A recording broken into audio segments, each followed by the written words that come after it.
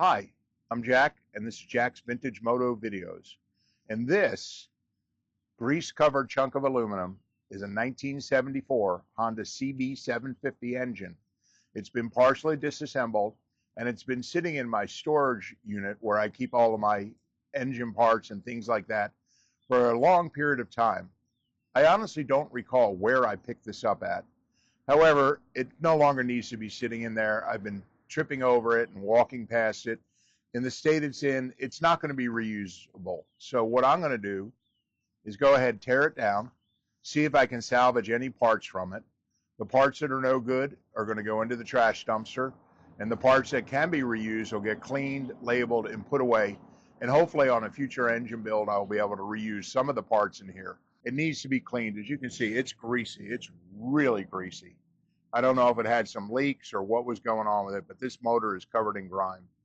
According to the VIN, it's a 1974 CB750 single cam, single overhead cam engine. Where the cylinder head and the cylinder block is, I don't know. They were missing when I got this. I don't recall where I got it, but I think I may have gotten it from a vintage motor shop down in Tucson, Arizona, where I went and bought some parts from the shop that they weren't using anymore.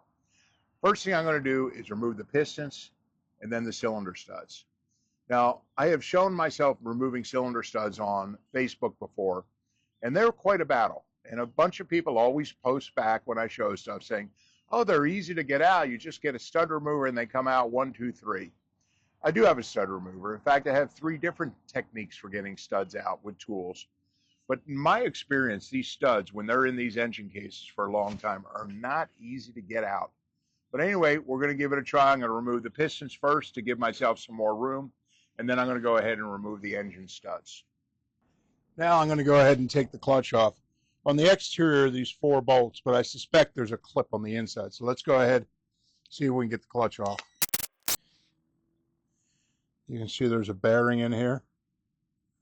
That does not look like it wants to turn right now. I don't know what's going on with that, but that bearing is tight. Next, there's a special nut that goes on here. There's a washer that keeps the nut from coming loose, and it looks like somebody's gone ahead and beaten the washer down, so the nut will come off. Let's take off the 4 springs.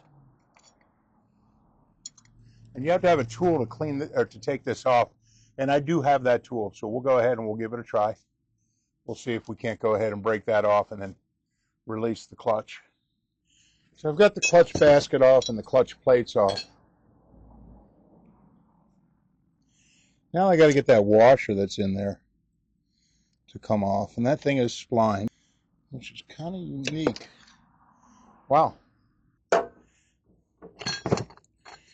This, I guess, was the inner basket, and this all set down on there like that. This will go into the ultrasonic tank. Looks like there's a gear down in here. This is the Kickstarter shaft, and you can see where it would ride on the back of the clutch and work against the clutch.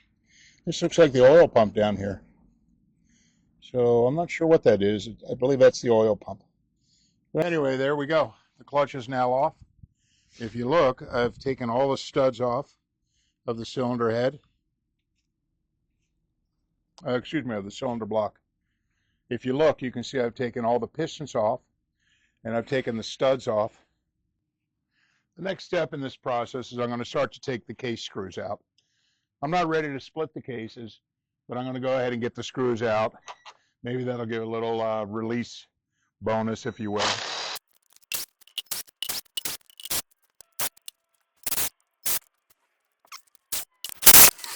There is the oiler.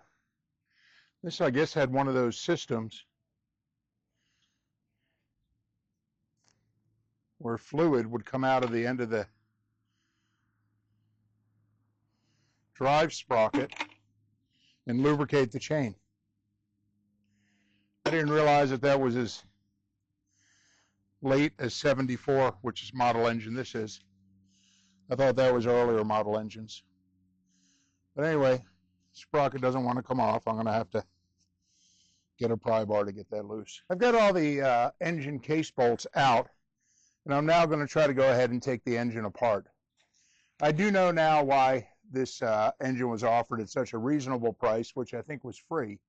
The bottom half of this housing has been broken off, and it looks like somebody has JB welded it back on. So that means basically the lower engine case is not going to be worth anything.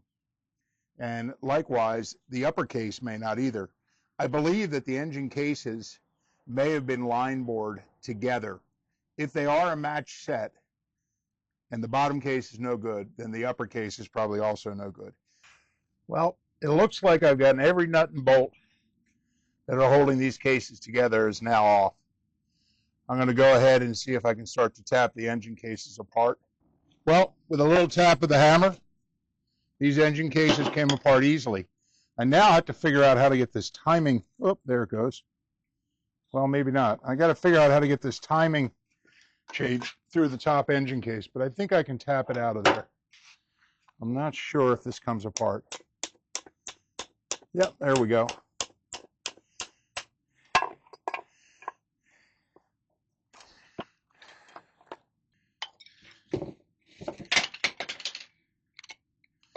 Okay, I got the upper wheel off. Now this came off. Should be able to lift the timing case right off. There we go. Not the timing case, but the engine case. Well, this engine case doesn't look too bad. The bearings actually look pretty decent. This is the double row main chain. This runs off of the crankshaft and drives the shaft, the main shaft I think they call this, where the clutch goes and the transmission goes. You can see the 750s had twins. All of the connecting rods look to be okay. I think this engine has actually got some good parts. I should be able to harvest a lot. All right, so now it's just a matter of tearing it all down, cleaning all the parts. That is a CB 750 engine, all disassembled. Big container of screws and oil pump, which we'll have to check out. Main chain tensioner, shift drum, crankshaft, and all the other parts and pieces that make it. It looks like the cylinder hold down studs are in pretty good shape. I've cleaned them up in the ultrasonic. Doesn't look like there's any damaged threads on them. I may soak them in a little evapor rust, make them look a little brighter. All the clutch discs have been cleaned. I'm going to put a light coat of oil over the bare metal plates. That way they won't rust. This front plate here with the bearing, boy, that bearing really came out nice. It now freely spins freely. I blew the liquid from the ultrasonic tank off with compressed air and then used a little WD-40 on it, let it soak, and now that spins freely. That came out really nice. The clutch looks good. I'll get a usable clutch out of it. Over here are the pistons. I don't think the pistons are going to be worth saving. I think they're going to go in the scrap pile. The piston rings are stuck and they're not moving on the pistons, which means there's probably corrosion in the groove on the piston. And in addition, there is some scuffing marks on the pistons. Starter motor looks okay. I do need to test it. The cable has a break in the cover. So I think I'm going to go ahead and maybe put a piece of shrink tube over top of that break. But that starter motor, if it does test good, that should be a good usable part. Thanks for watching Jack's Vintage Moto videos. If you like what you saw, hit the like button and please subscribe. Take care and have a good day.